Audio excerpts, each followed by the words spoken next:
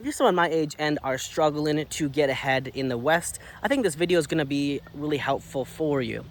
There are many ways you can achieve success while not living in the West, and that's exactly what I did. Now, back in 2021, I left the West and I was able to move over to Bali, Indonesia. Now, this was in the middle of COVID, and there's a whole story to that, but I don't want to go too much into detail in this video. But essentially, I moved over there. I was able to lower my cost of living, find a place that actually I like to live in. I met my wife, and I also had a lot of good opportunities from that experience.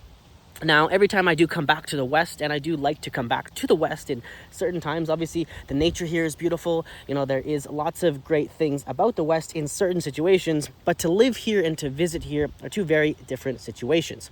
Obviously, one thing about living here is the cost of living doesn't make sense. Throughout the last 10 years, the cost of living has increased. It has gone up about 30 or in some cases up to 30 or 40% on what it used to be.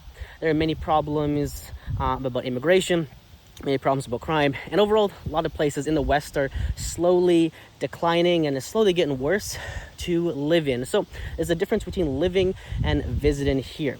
However, if you're looking for a different solution, you're trying to be able to afford a house, you're trying to be able to get ahead, leaving the West and move into another country is probably one of the best options that you can do. And exactly what I did, and in these steps, you can actually achieve this system. Now, basically what you want to do, first you want to get a remote-based role.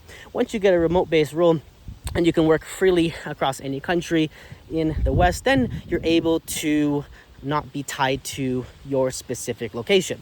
Now, once you achieve that, then you want to figure out what country do you want to live in. Do you want to live in Southeast Asia? Do you want to live in Europe? Do you want to live in Latin America? And then you can set up your company and your long-term visas from that.